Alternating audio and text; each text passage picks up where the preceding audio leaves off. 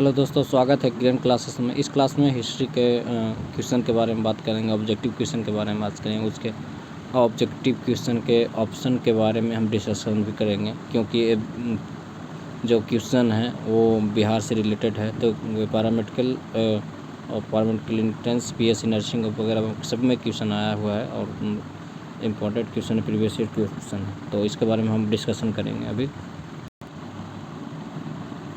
तो हम history class के ऑब्जेक्टिव क्वेश्चन के बारे में हम कुछ जानेंगे। तो वीडियो को लाइक करें, शेयर करें और इस प्रकार क्वेश्चन को सलूशन हम देखेंगे। बीरबल का असली नाम क्या था? बीरबल का असली नाम आप सब लोग जानते हैं, महेश दास था। पहला ऑप्शन है तारचंद। बीरबल के बारे में ही पहले बात कर लेते हैं। बीरबल का जन्म 1528 ईस्वी में उत्तर प्रदेश में हुआ था। उसके निक नेम बीरबल था और फुल नेम महेश दास था। बीरबल का जन्म उत्तर प्रदेश में हुआ था, लेकिन मृत्यु 16 फरवरी 1586 ईस्वी में स्वावत पाकिस्तान में हुआ था। उसके बाद हम पहला ऑप्शन के बारे में बात करेंगे, डीपली बात करेंगे। Right answer is the Mahesh Das ji. तो आप लोग नोट करते जाइएगा, देखते जाइएगा। पहला ऑप्शन के बारे में हम बात करेंगे Tarachand. Tarachand was a famous Marwari born. इसका जन्म हुआ था 17 जून 1888 को सियालकोट में। मृत्यु हुआ था 14 अक्टूबर 1973 को। अब फिर दूसरा ऑप्शन के बारे में बात करेंगे, मोहम्मद असलम के बारे में। ये एक बहुत ही बढ़िया सिंगर, इंडियन प्लेबैक सिंगर थे। He is most known as for a stage performance called Aslam Night, dedicated to music legend Mohammed Rafi साहब सॉन्ग। इनका बर्थ नेम था मोहम्मद असलम, जो ऑप्शन में दिया हुआ था। जन्म हुआ था बेंगलोर में, ओरिजिन पॉइंट इंडिया है। इसका खास इंडिया का ही रहने वाले थे। चौथा ऑप्शन के बारे में बात करेंगे, डी चंद्रसेन के बारे में बात करेंगे। तो चंद्रसेन का अकबर के साथ के समकालीन काम करने वाले लोग चंद्रसेन थे। 1562 ईस्वी में इनका जन्म हुआ था। 1562 से 1581 में अकबर के साथ काम किया। 20 वर्ष तक अकबर से लड़ा। इनका फादर का नाम राजा मालदेव, यह महाराणा प्रताप के समकालीन थे। इनके दो भाई थे चंद्रसेन के, दो भाई थे। तो भाई का नाम भाई राम सिंह और उदय सिंह था। अब दूसरा प्रश्न की ओर बढ़ेंगे। राष्ट्रीय गान जन गण मन के प्रणेता कौन थे? तो राष्ट्रीय गान जन गण मन के प्रणेता रविंद्रनाथ टैगोर थे। तो भारत राष्ट्रीय जन गण मन पहली बार आज से ठीक 107 साल पहले 27 दिसंबर 1911 को भारतीय राष्ट्रीय कांग्रेस के कोलकाता अधिवेशन, जब कोलकाता का नाम कलकत्ता था, अधिवेशन के दौरान बंगाली और हिंदी में भाषा में गाया गया था। उन्होंने पहले राष्ट्रगान को बंगाली में लिखा गया था। बाद में आबिद अली ने इनका हिंदी और उर्दू में ट्रांसलेट किया। और इनके जो जन गण मन में जो ओरिजिनल है गाया, जिनका बोल है और गाया हुआ संगीत दिया हुआ है, रविंद्रनाथ टैगोर जी का है। 1911 में पहली बार गाया गया था। और भारत में पहली बार संविधान में 1950 ईस्वी में राष्ट्रीय गान के रूप में इन्हें एक्सेप्ट किया गया। और बंकिम चंद्र चटर्जी के बारे में बात करते हैं। तो बंकिम चंद्र चटर्जी जन्म 27 जून 1838 ईस्वी में नाइहाट कलकत्ता में हुआ था। मृत्यु 8 अप्रैल, नोट करते जाइएगा आप लोग, क्योंकि ये सब पूछता है। 8 अप्रैल 1894 ईस्वी में कलकत्ता में हुआ था। बुक्स का नाम भी पूछता है, तो आप लोग नोट करते जाइएगा। आनंद मैथ, दुर्गेश नंदिनी, वंदे मातरम, देवी चंद्र जी। लैंग्वेज दो लैंग्वेज में लिखे हैं, बंगाली और इंग्लिश जानते हैं। तीसरा हम क्वेश्चन के बारे में बात करेंगे। भारतीयों के लिए महासिल्क मार्ग किसने आरंभ किया था? भारतीयों के लिए महासिल्क मार्ग कनिष्क ने आरंभ किया था। तो पहला ही ऑप्शन सही है। तो कनिष्क ने कराया था। कुषाण राजवंश के थे, कुषाण राजवंश के थे। भारत का एक महान सम्राट था। सिल्क मार्ग के मध्य एशिया, यूरोप और ईरान में भी चीन के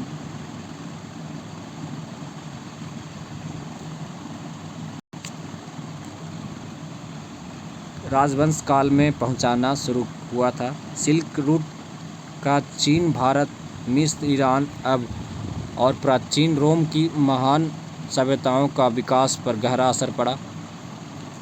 तो सिल्क मार्ग जो भारतीयों के लिए महान सिल्क मार्ग जो कनिष्क ने किया था।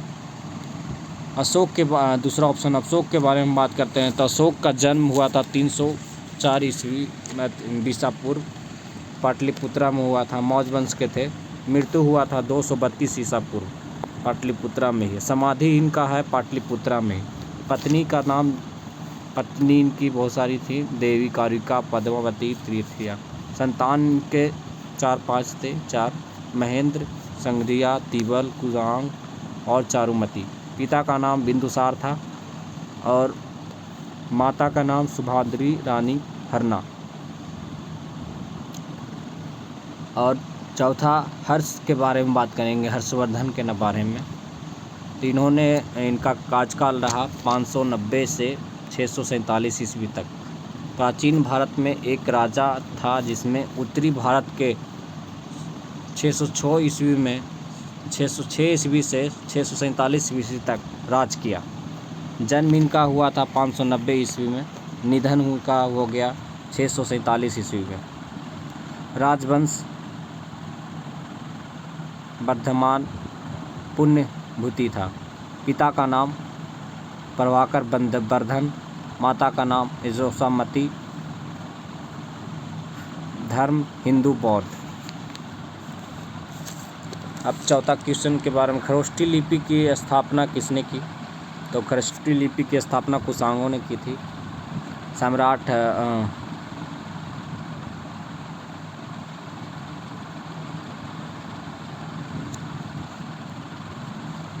अशोक ने शाहबाजगढ़ी और मनसेहरा के अतिथि खरोष्ठी लिपि की ही लिखवाया था। इसका आविष्कार ऋषि खरोष्ट ने किया था। खरोष्ट लिपि का आविष्कार किसने किया था? ऋषि खरोष्ट ने किया था।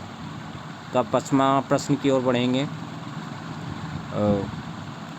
जैनियों के पहले तीर्थकार कौन थे? जैन धर्म के संस्थापक और पहले तीर्थकार कौन थे? डी ऑप्शन इज राइट, ऋषि भवदेव। दूसरा तीर्थकार कौन थे? अजितनाथ। और जो अब पहला ऑप्शन में अरिस्टोनेमी के बारे में बात करेंगे तो वो थे 22वें तीर्थकार। बी ऑप्शन वाले पार्श्वनाथ के बारे में बात करेंगे तो वो 23वें तीर्थकार थे। आप सब नोट करते जाइएगा, ऑप्शन में लिखते जाइएगा। और 24वां ऑप्शन का 24वां जो थे वो वर्धमान महावीर थे। वर्धमान महावीर के बारे में आप नोट लीजिएगा, अगर क्वेश्चन आता है एग्ज़ाम में तो वर्धमान महावीर कितने नंबर पर तीर्थकार थे जैन धर्म के, तो आपको बताना होगा 24वें नंबर का। ऋग्वेद काल के देवता कौन हैं? ऋग्वेद काल में इसमें सी ऑप्शन सही होगा, इंद्र और अग्नि देवता प्रमुख थे। इसमें ऋग्वेद में 10 मंडल, 1028 सूक्त और 10,462 मंत्र हैं। वर्ल्ड का फर्स्ट ग्रंथ है ऋग्वेद। विजय स्तंभ कहाँ स्थित है? विजय स्तंभ राजस्थान चित्तौड़गढ़ में स्थित है। इसके बारे में बात करेंगे। इसे मेवाड़ नरेश राजा कुंभा ने मोहम्मद खिलजी के नेतृत्व वाली मलवा और गुजरात के सेना पर विजय करके स्मारक के रूप में सन 1440 से 1448 के मध्य बनवाया था। राजस्थान पुलिस और माध्यमिक शिक्षा बोर्ड राजस्थान का चिन्ह भी है विजय स्तंभ। 120 फीट लंबा है, ऊंचा और 9 मंजिला है। तो इसके बारे में हम बात कर लिए।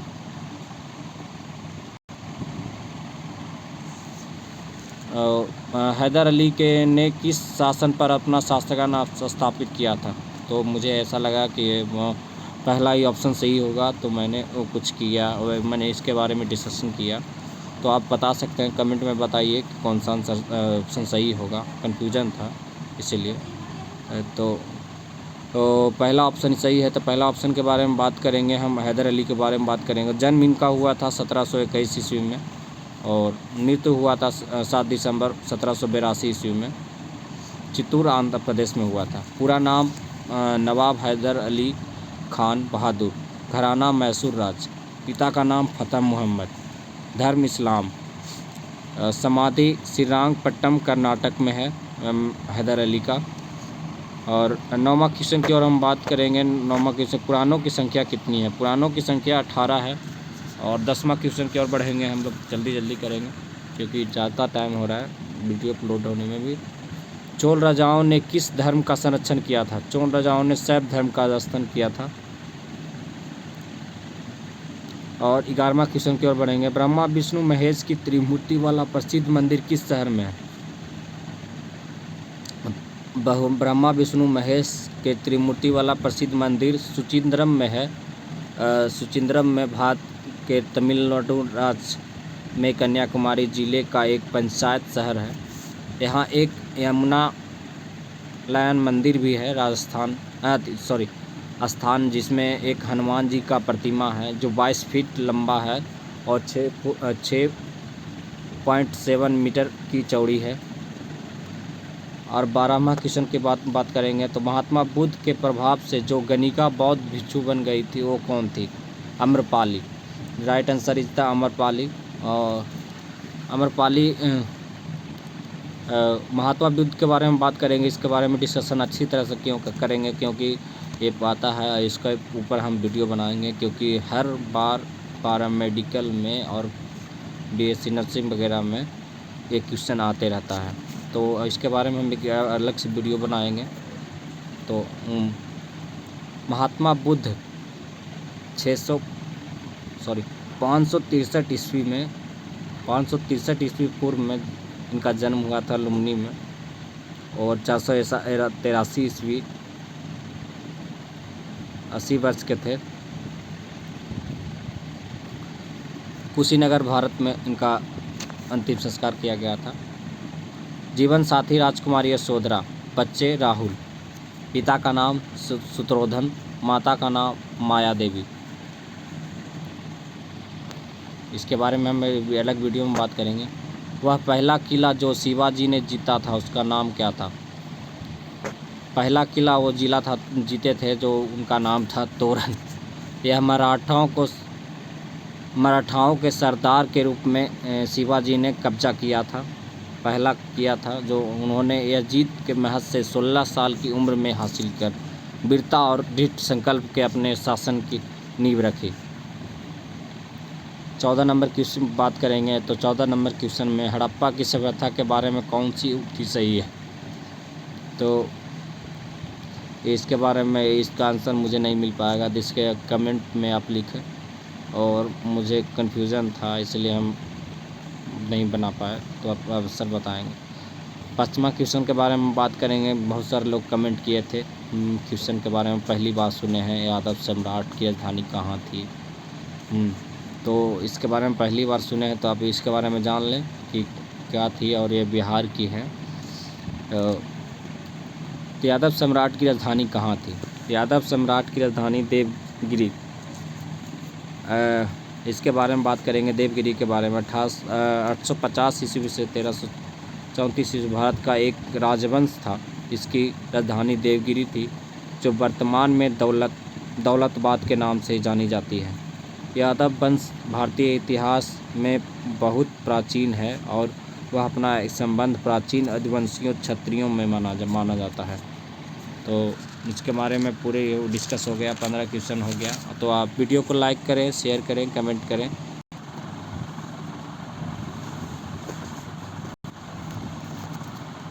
वीडियो को लाइक करें, शेयर करें, कमेंट करें, ताकि बहुत सारे लोग को फ़ायदा हो। थैंक यू वीडियो देखने के लिए। Thank you for watching this video. Bye.